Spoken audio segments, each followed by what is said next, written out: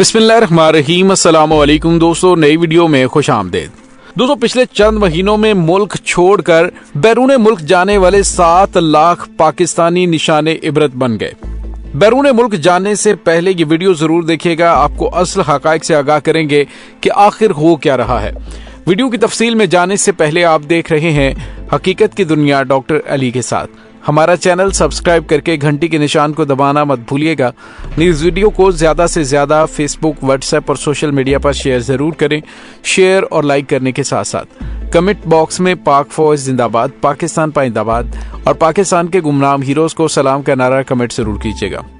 दोस्तों, गुज़िश्ता चंद महीनों के दौरान ये मुसलसल खबरें आ रही हैं और इमरान खान ने अपनी तकरीर में भी बताया कि 7 लाख से ज्यादा पाकिस्तानी मुल्क छोड़ गए हैं और ये खबर झूठ नहीं बल्कि सच पर और हकायक पर मबनी है। यकीनन इस इकदाम के पीछे बेहतर मुस्तकबिल और मुआशी हालात का ख्वाब होगा। वैसे तो कोरोना के बाद से ही मुल्की और आलमी हालात बदतर होना शुरू हो गए थे, लेकिन गुज़िश्ता 7-8 महीनों से मुआशी बदहाली में बहुत तेजी से इजाफा हुआ है और इसकी आलमी वजूहात भी हैं और मुल्की भी। आलमी कसाद बाजारी इस वक्त अपने उरूज पर है और आइंदा साल, जिसके आने में अब चंद दिन बाकी रह गए हैं, इसमें कई गुना इजाफे का खदशा बताया जा रहा है। यूक्रेन और रूस की जंग ने जल्दी पर तेल का काम किया और इस जंग से इन दोनों ममालिक को ही नुकसान नहीं हुआ बल्कि पूरा यूरोप इस जंग की लपेट में आ चुका है, क्योंकि यूरोप में तेल और तवानाई समेत गंदम और सब्जियां तक यूक्रेन से आती हैं। यूरोप के मुआशी हालात खराब होना शुरू हुए तो इसका असर इस खित्ते से जुड़े दुनिया के उन तमाम ममालिक पर भी पड़ा जो किसी न किसी तरह यूरोप से मुंसलिक होकर तिजारत कर रहे थे। इसी तरह मुआशी तबाही का ये दायराकार वसीतर होता चला गया और उसकी जद में वो छोटे छोटे तरक्की पजीर ममालिक भी आए जिनकी मईशत की सांसें पहले ही उखड़ी हुई थी। सवाल यह पैदा होता है कि क्या पाकिस्तानियों को इन हालात में मुल्क छोड़कर जाना चाहिए था? क्या उनके बैरून मुल्क जाने से हालात ठीक हो जाएंगे? इसका शाफी जवाब तो उन लोगों से मिलेगा जो यहाँ से चले गए हैं, लेकिन इंफॉर्मेशन और कम्युनिकेशन दुनिया की इतनी वसी और हर शख्स की दस्तरस में आ चुकी है कि यहाँ बैठकर भी कुछ न कुछ अंदाजा जरूर लगाया जा सकता है। पहली बात तो यह है कि जैसे जैसे वक्त गुजर रहा है वैसे वैसे बैरून मुल्क जाकर आबाद होना या सेट होना मुश्किल से मुश्किल तर होता जा रहा है। आज से 20 साल पहले तक ये काम बहुत आसान था, लेकिन अब लगभग नामुमकिन हो चुका है। दूसरी जानिब ये बात भी अहम है कि आज के दौर में वही शख्स बैरून मुल्क जाकर ज्यादा कामयाब रहेगा जिसके पास कोई प्रोफेशनल डिग्री है।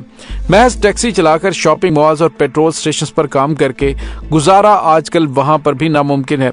पहले सिर्फ टैक्सी चलाकर अच्छी गुजर बसर हो जाती थी और इस तरह कई लोगों ने अच्छे खासे पैसे बनाए और ये काम आज से तकरीबन 4 दहाइयों कबल तक ठीक था। लेकिन आज मुकाबला बहुत ज्यादा सख्त है, आबादी भी बढ़ चुकी है, तवानाई के मसाइल भी सर उठा चुके हैं, रिहाइश के लिए जगहें भी कम पड़ चुकी हैं, 9/11 की वजह से इमिग्रेशन के कवानीन भी सख्त हो चुके हैं और कई ममालिक में तो महंगाई ने 70 साल के रिकॉर्ड भी तोड़ दिए हैं। ऐसे में जब महंगाई का पानी यूरोपीय ममालिक के मुकामी लोगों की गर्दन से भी ऊपर हो रहा है, नया बंदा वहां जाकर कितनी देर में सेट हो सकता है इसका अंदाजा लगाना मुश्किल नहीं है। दोस्तों, दूर के ढोल हमेशा सुहाने होते हैं।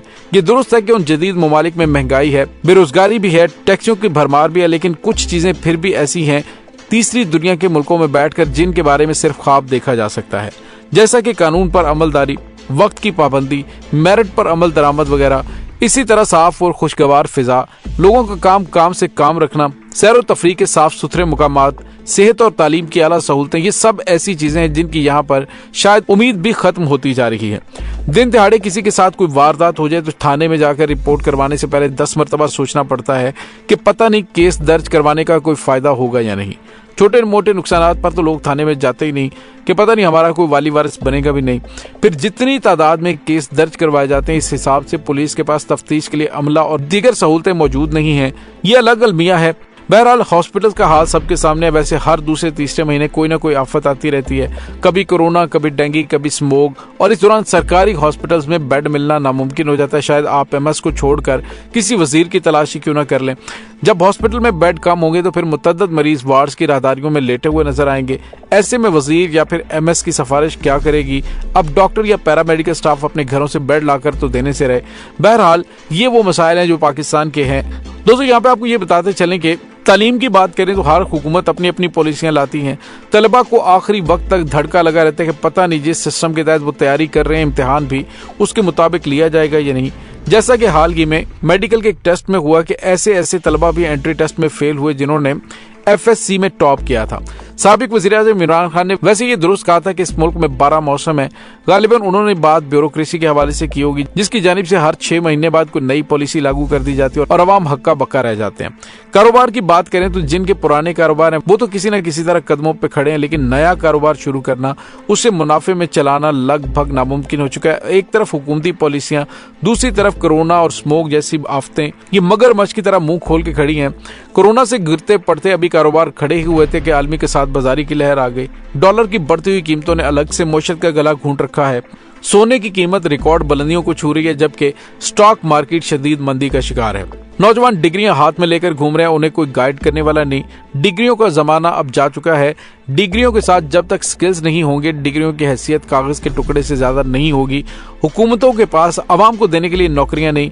हुकूमती खजाने और ज़र मुबादला का हाल भी आपके सामने स्टेट बैंक की जो ताज़ा तरीन रिपोर्ट आई है वो अगर आप देख लें तो आपको अंदाजा हो जाएगा कि क्या मामला चल रहे हैं।